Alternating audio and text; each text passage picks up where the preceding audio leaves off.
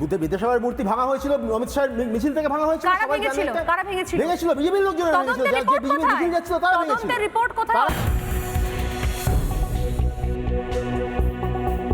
ভেঙেছিলেন বুদ্ধে বিদ্যাসাগরের মূর্তি ভাঙা হয়েছিল, অমিত শাহের মিছিল থেকে ভাঙা হয়েছিল। কারা ভেঙেছিল? কারা ভেঙেছিল? ভেঙেছিল বিজেপির লোকজন ভেঙেছিল, যে বিজেপি মিছিল যাচ্ছিল তারা ভেঙেছিল। তদন্তের রিপোর্ট কোথায়? তারা বিজেপি মিছিল থেকে ভাঙা হয়েছিল। তদন্তের রিপোর্ট কোথায়?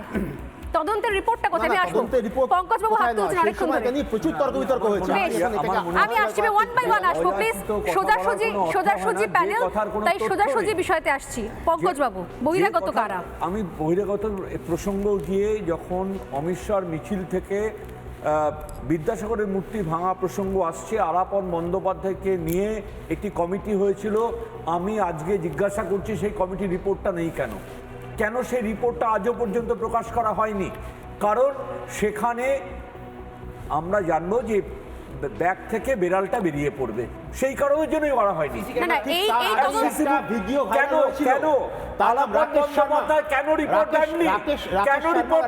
এরকম একজন নাম, সে ফাটাফাট জ্ঞান চালায়, সে পরিষ্কার করে বলেছিল যে ওই দিন আমরা গন্ডগোল করব, সেইটাও কিন্তু ভিডিওটা ভাইরাল হয়েছে।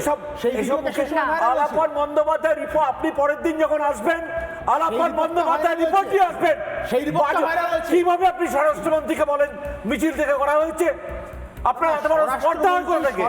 আপনার এত বড় স্পর্ধা হয় কোথা থেকে? আপনি আলাপন বন্দ্যোপাধ্যায় রিপোর্ট দিয়ে আসবেন।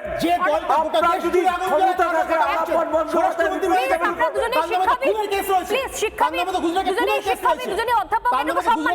আসবেন। নিজেদের সম্মান রাখুন।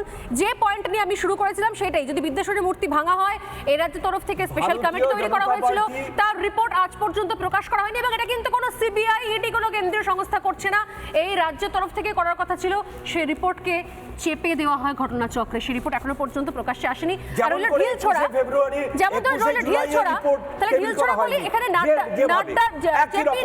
জেপি নাড্ডার সভাতেও কিন্তু বড় বড় পাথর ছোড়া হয়েছে, তাতে আমাদের গাড়িও ছিল, আমরাও ঘটনাচক্রের সাক্ষী।